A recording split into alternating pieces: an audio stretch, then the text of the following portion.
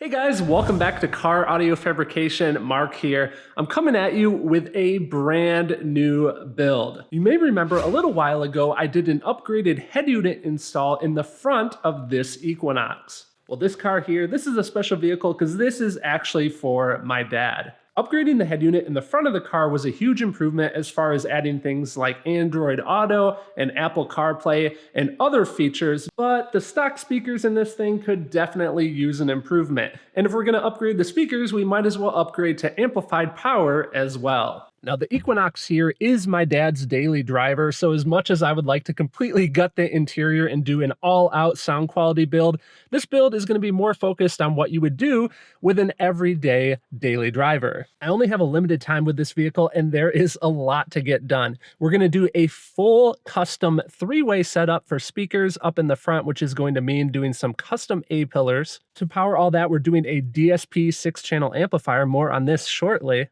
And of course, for the low end, we're going to want to add a subwoofer enclosure. I'm going to show you guys something cool on this that I haven't shown yet on the channel. We're also going to be doing some targeted sound treatment. And what I mean by targeted is not every vehicle can have the full interior gutted. We need to focus on what actually matters when we apply our sound treatment materials. So I have a video coming up for that as well. So to kick off the build, I want to get our 2 amplifiers mounted. We've got our 6-channel for our custom front 3-way setup, and then we have our separate subwoofer amplifier. Let's dive on into the back of the Equinox and get this project started.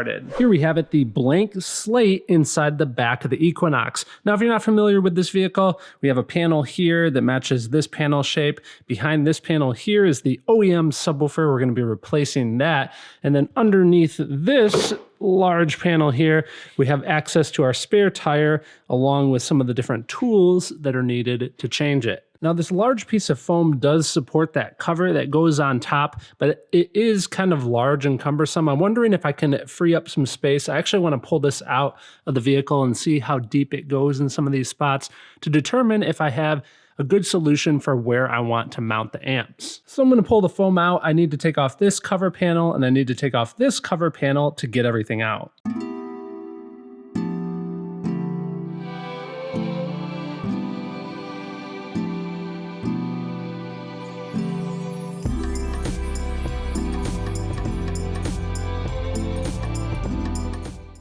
So here we are with the 2 side panels removed, and just like always, the typical auto manufacturer design, they make things harder than they need to be. So see this piece of foam here? It's held down here, here, and here by screws that are easy to take out, but then what do? Oh, they of course tie it in underneath the subwoofer, so I have to take out this whole assembly as well. Good thing I'm replacing that anyhow. To remove this assembly, there's 2 10mm bolts down on the bottom, and then 2 10mm bolts up here, and then the whole thing comes out. I had to detach the wiring. That was really simple, just pushed on the plug and removed it here. Now I can take out this whole assembly.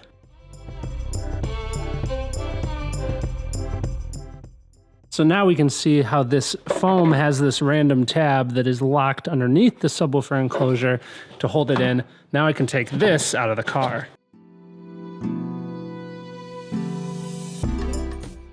So I've played around with some different scenarios, just kind of placing the amplifiers in position, and I've found that I think this location here is going to work best. By putting the amplifiers here and here, I have plenty of room over in this location for the power distribution for the wiring. I have plenty of room to run all of the wiring along with the speaker wires going back to all the speakers. I still have access to my spare tire. I can easily pull that out of the vehicle if need be. And although I'm going to have to cut the foam, I'm going to cut it here and here, which will leave me this section of material here and here to support that floorboard. And then on my amplifier rack, I can make risers that come up and will support the floorboard above the amplifiers. So for now, the next step is I need to pick up this shape. I want to make sure that I have my plastic amplifier rack go into here. It's going to come up as close to the seat as possible, go around that bracket there. And the best way to do this is I'm going to use a bunch of these 1-inch strips that I cut from some of my scrap material out of 1/4-inch wood. I'll carefully position these, allowing me to outline the shape, and then I CA glue them together. Once I have a frame all glued together here, I can carefully remove it from the vehicle. Now I'm going to be using this as a template on the router, so I want to strengthen it, so I'm adding a bunch of CA glue to bond everything together. Before I transfer this to the template though, there are quite a few spots where some extra material is kind of hanging off, so I'm going to trim those up really quick on the router.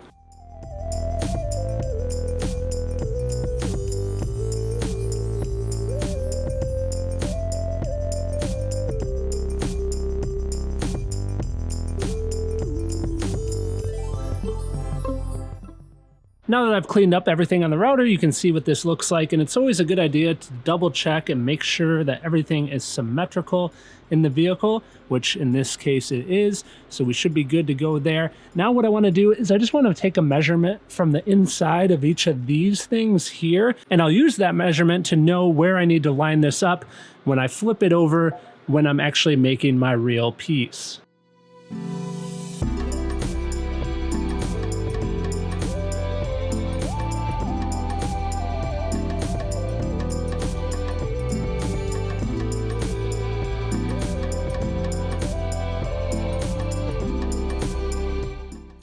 I've completely cut out the shape on the router, so this fits perfectly. There is something I still need to cut here though, because I do want the spare tire to be able to fit into place, so I need to cut clearance for it. To do that, I'm going to be using this template.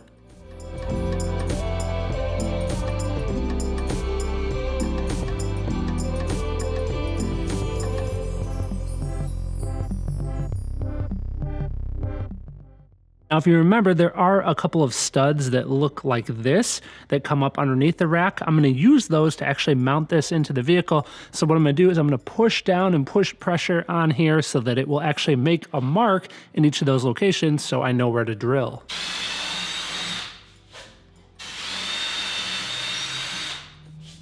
Now, whoops, I accidentally just made a mistake. I should have used a Forstner bit first because I actually need to remove a little bit of material out of the thickness of this board in order to have enough threads sticking out so that I can put a nut on top. There's not enough threads on that stud to stick completely through this 1/2 inch thickness. So I need to get rid of some of this material here. Not a big deal. Normally you would want to use the Forstner bit first because it has to guide itself on that center point, and I can't really do that now that I've already drilled a hole, but not a big deal. I can take this and I can put it in my drill press and use that instead. And there we go. Now we have clearance for those threads to stick out. That way I can attach a fastener on each side. Now I still need to perform some surgery on the foam piece, and there is some more things I want to do to this amplifier rack.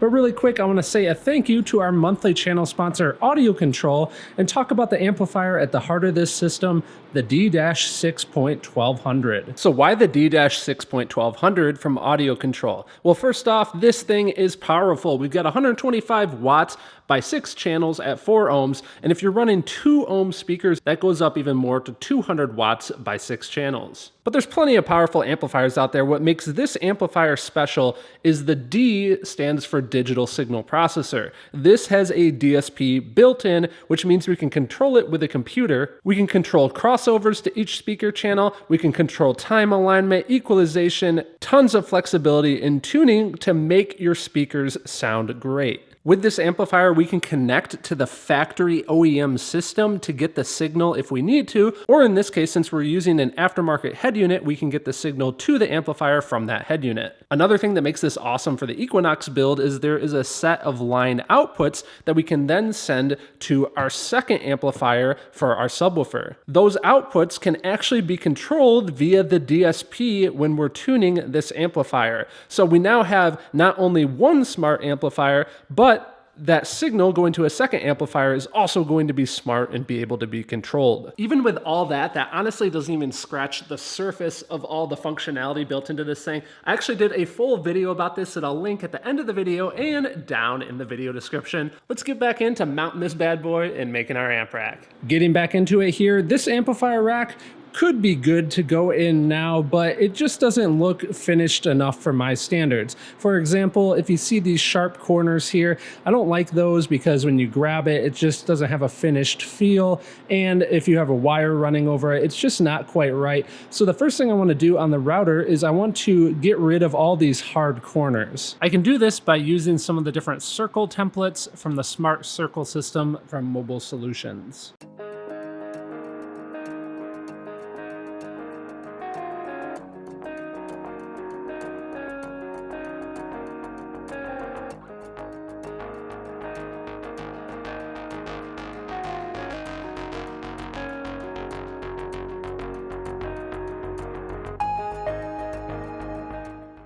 You ready for this action, dudes? Wha-bammy whammy wham! Check it out, we've got the amplifier rack in here ready to be mounted. Now I do need to do some technical surgery to my foam piece in order to have the piece here and here. I was going to take a careful measurement off of this stock mounting point because I know about how far the amplifier rack is from that, and I was going to use some thin painter's tape and put it on here as a guide. But it just turns out that there happens to be a mold part line here that's perfectly right where I wanted to cut anyhow. So I'm gonna use that as my guide. Use my Astro air saw. This thing is awesome. You need one of these if you do custom fabrication and modification work. I'll put a link down in the description. Let's get this cut.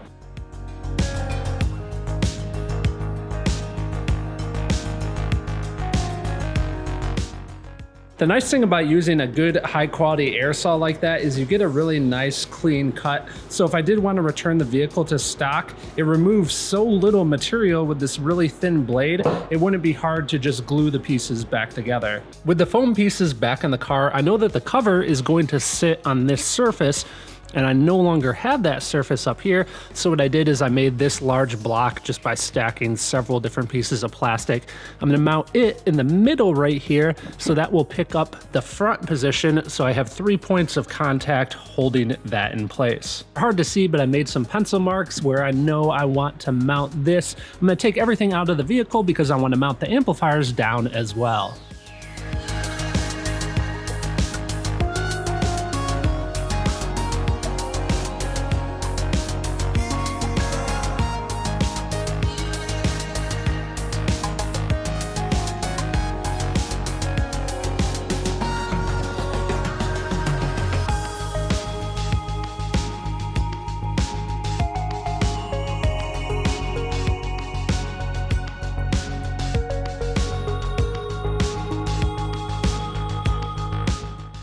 Now let's get these amplifiers mounted. I'm going to be using threaded inserts, and don't forget that every material and tool that I use is linked down in the video description.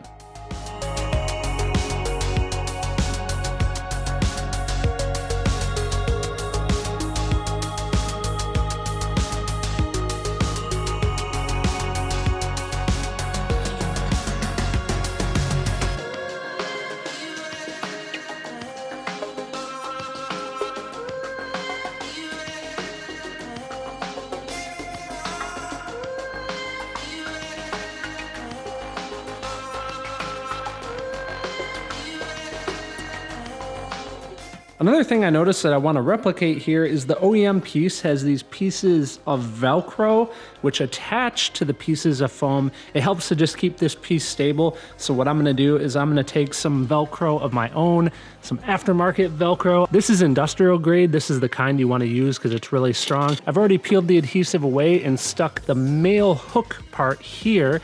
And now I'm going to take the loops and I'm going to line them up like that. And then I'll peel away the backing. So now that adhesive is exposed and I can go ahead and put in the piece, which will allow everything to line up perfectly. So there we have it, the amplifiers are mounted. What is coming next for this project? Well, we're gonna start shielding it up with some sound shield in the vehicle. We wanna make sure that we eliminate all of the panel vibration and any noise and really make these speakers sound awesome. What speakers will we be using? These are cool. It's gonna be pretty exciting. Make sure you guys stay tuned for the rest of this project. A special thanks to AudioControl for being a monthly channel sponsor, making these videos possible. Don't forget, if you wanna learn more about the D-6.1200, check out my full video that I did on this bad boy. A special thanks to Ali, William, Marcos, Michael, Stephen, Manuel, Jerry, and the rest of the Patreon membership team. A big thanks to all those guys for making all of this possible. Thank you for watching, and I'll see you guys in the next video.